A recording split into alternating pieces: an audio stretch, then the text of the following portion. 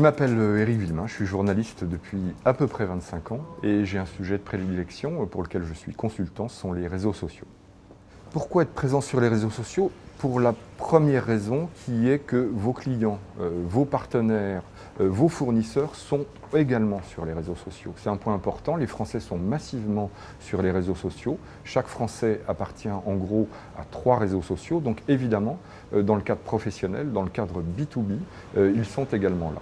L'autre raison, c'est quand vous êtes une entreprise, un consultant indépendant, un dirigeant, un entrepreneur, il faut, me semble-t-il, impérativement préempter votre présence sur les réseaux sociaux. Quelqu'un peut vous piquer votre identité.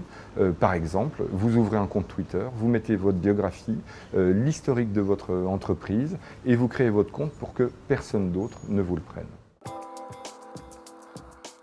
Parmi les réseaux sociaux à utiliser, il y a évidemment Twitter qui peut avoir un usage B2B. Je connais beaucoup d'agences, de petites agences ou d'indépendants qui y sont.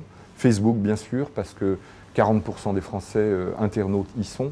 Et il y a des réseaux plus spécifiques qui sont axés professionnels, Viadeo, LinkedIn. Et je pense notamment aussi à SlideShare qui permet de partager des présentations. Le dernier point, c'est la vidéo. YouTube, Dailymotion, qui là permet de poster, de se montrer, de se faire voir. Sur les réseaux sociaux, il faut la jouer modeste, je dirais. Il ne faut pas se positionner en fanfaron, il ne faut pas dire on est les meilleurs. Là, vous vous exposez peut-être à ce qu'on appelle un bad buzz, c'est-à-dire à des réactions de concurrents, de clients, d'internautes que vous ne connaîtrez pas.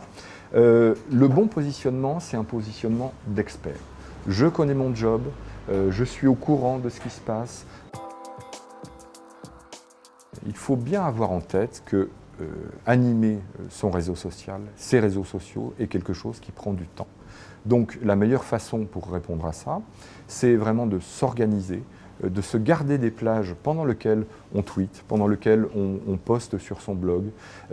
Sinon, on a quand même le risque d'être submergé. On parle d'infobésité, mais c'est vraiment ça. On peut être submergé par l'information, on peut être submergé par le temps. Moi, mon conseil, ce serait, mettez vos réseaux sociaux sur votre mobile. On a 5 minutes dans une salle d'attente, on est en attente d'un rendez-vous, on est dans les transports. On peut tout à fait tweeter à ce moment-là et pas obligé d'être bloqué devant son ordinateur. C'est une manière, à mon sens, de mieux s'organiser pour gérer ces réseaux sociaux.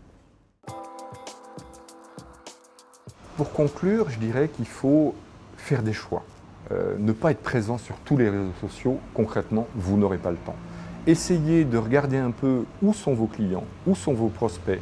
Si ça ne marche pas, changez, allez ailleurs, expérimentez et mettez l'accent sur un autre réseau qui sera plus héroïste, entre guillemets, qui vous rapportera davantage pour votre business.